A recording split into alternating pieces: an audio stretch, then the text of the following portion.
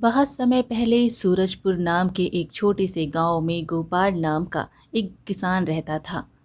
उसके पास धन दौलत नहीं थी, लेकिन उसके दिल में दया, ईमानदारी और भगवान पर अटूट विश्वास भरा हुआ था।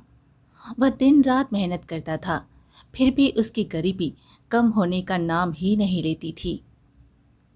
कई बार उसके घर में 2 वक्त का भोजन जुटाना भी मुश्किल हो जाता था, लेकिन कठिनाइयों के बावजूद उसने कभी किसी ज़रूरतमंद को खाली हाथ नहीं लौटाया। उसे क्या पता था कि उसकी यही भलाई एक दिन उसके जीवन में ऐसा चमत्कार लेकर आएगी जो उसकी किस्मत हमेशा के लिए बदल देगा। एक दिन की बात है, सुबह का समय था। सूरज धीरे धीरे आसमान में चढ़ रहा था। खेतों में हल्की हवा चल रही थी, लेकिन किसान गोपाल के घर में चिंता का माहौल था। उसकी छोटी सी झोपड़ी थी और परिवार में उसकी पत्नी सुमन और बेटा शिवा रहते थे। कई दिनों से खेत में फसल अच्छी नहीं हुई थी। घर में खाने के लिए बस थोड़ा सा आटा बचा था। सुमन चूल्हे के पास बैठी थी। उसने आटे की छोटी सी लोई बनाते हुए चिंता से कहा, सुनिए जी, घर में बस इतना ही आटा बचा है। आज के बाद क्या करेंगे? गोपाल ने गहरी सांस ली और बोला, भगवान पर भरोसा रखो भाग्यवान, शायद कल कुछ काम मिल जाए। शिवा पास में बैठा था। उसने धीरे से कहा, पिताजी, मुझे बहुत भूख लगी है। गोपाल ने प्यार से उसके सिर पर हाथ फेरा और मुस्कुराते हुए बोला, बस बेटा, थोड़ी देर में रोटी बन जाएगी। रोटी खाने के बाद गोपाल अपने छोटे से खेत की ओर चला गया। खेत में खड़ी फसल बहुत कमजोर थी। गोपाल ने आसमान की ओर देखकर कहा, हे भगवान, मैंने मेहनत तो बहुत की, पर फसल क्यों नहीं हुई? तभी पास से पड़ोसी हीरालाल आया और बोला, गोपाल, इस बार तो सबकी फसल खराब हो गई है, अब क्या करेंगे? गोपाल बोला, जो भगवान की मर्जी, मेहनत करना हमारा काम है। उसकी बात सुनकर हीरालाल ने कहा, इतनी परेशानी में भी तुम इतनी शांत कैसे हो? गोपाल बोला, क्योंकि मुझे भरोसा है, भगवान किसी न किसी तरह मदद जरूर करेंगे। शाम को गोपाल वापस घर लौटा। सुमन ने फिर थोड़ी सी रोटी बनाई और बोली, बस यही आखिरी रोटी है। गोपाल ने रोटी का टुकड़ा शिवा को देते हुए कहा, पहले बच्चे को खिलाओ। सुमन ने धीरे से पूछा, और तुम? गोपाल हंसकर बोला, मुझे भूख नहीं है, तुम लोग खाओ। दरअसल गोपाल को भी भूख लगी थी, लेकिन वो अपने परिवार को खुश देखना चाहता था। दोपहर का समय था। सूरजपुर गांव की गलियों में धूप फैली हुई थी। उसी समय एक थका हारा साधु धीरे धीरे लाठी के सहारे गांव में आया। उसके कपड़े में धूल से भरे थे और चेहरा भूख से कमजोर लग रहा था। साधु ने एक घर के सामने रुककर धीरे से आवाज लगाई, बेटा, कोई है? मुझे बहुत भूख लगी है। थोड़ा सा भोजन मिल जाए तो भगवान तुम्हारा भला करेंगे। घर के अंदर से एक आदमी बाहर आया और नाराज होकर बोला, यहाँ कुछ नहीं है बाबा, आगे जाओ। साधु चुपचाप आगे बढ़ गया। साधु दूसरे के घर के पास पहुंचा। वहां कुछ लोग बैठे बात कर रहे थे। साधु ने हाथ जोड़कर कहा, मुझे 2 दिन से भोजन नहीं मिला, थोड़ा सा खाना दे दो। एक आदमी हंसते हुए बोला, अरे बाबा, हम खुद मुश्किल से खा रहे हैं, जाओ कहीं और। दूसरा आदमी बोला, आजकल तो हर कोई साधु बनकर भीख मांगता है। साधु ने दुखी होकर सिर झुका लिया और धीरे धीरे आगे चल पड़ा। थोड़ी दूर पर गोपाल की छोटी सी झोपड़ी थी। उस समय उसका बेटा शिवा दरवाजे के बाहर बैठा रोटी खा रहा था। साधु ने पास आकर धीरे से कहा, बेटा, क्या थोड़ा सा भोजन मिल सकता है? शिवा ने साधु की ओर देखा। उसके चेहरे पर थकान और भूख साफ दिखाई दे रही थी।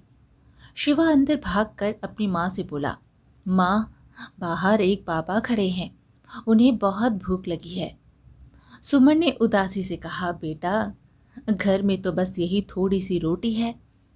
शिवा कुछ देर सोचकर बोला, माँ, मैं आधी रोटी खा लूंगा और आधी बाबा को दे देता हूँ।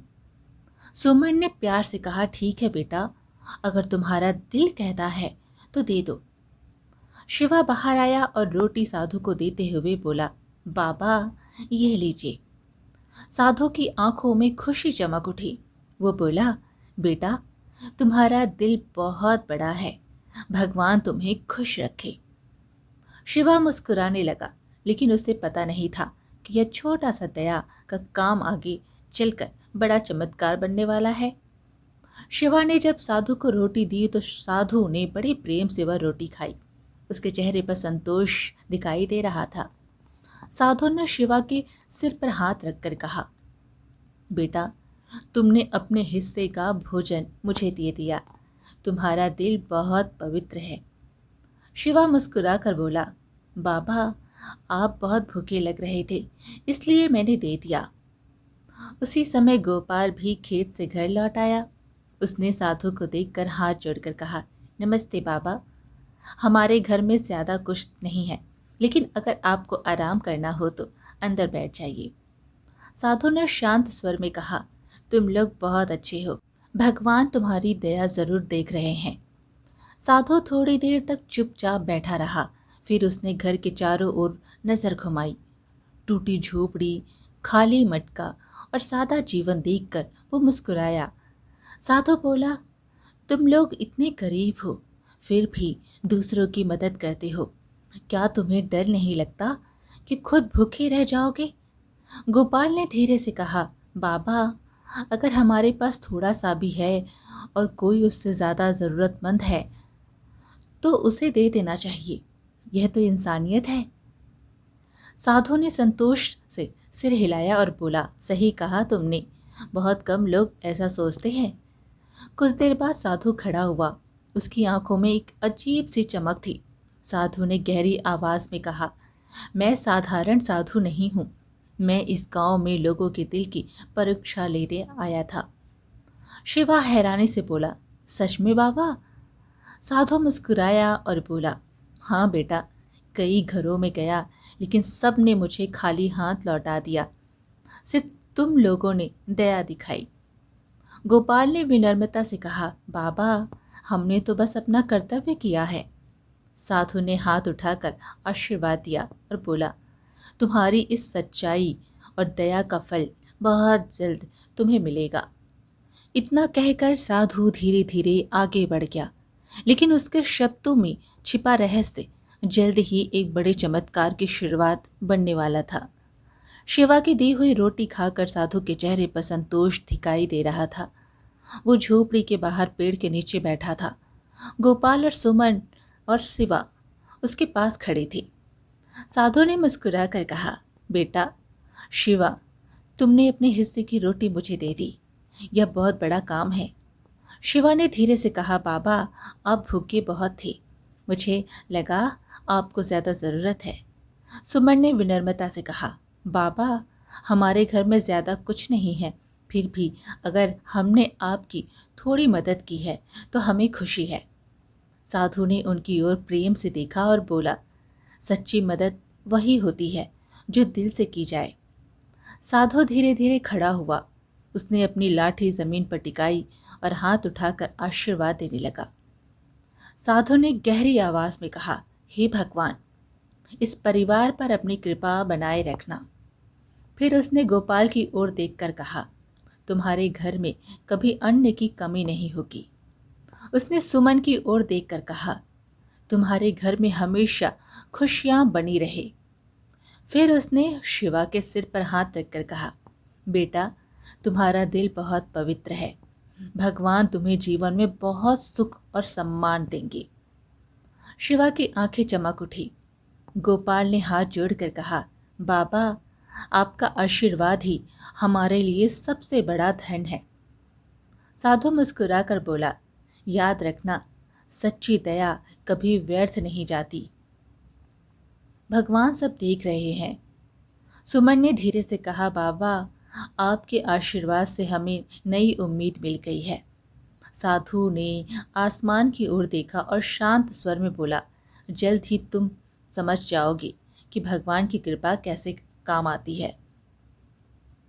इतना कहकर साधु धीरे धीरे गांव की पगडंडी पर आगे बढ़ गया।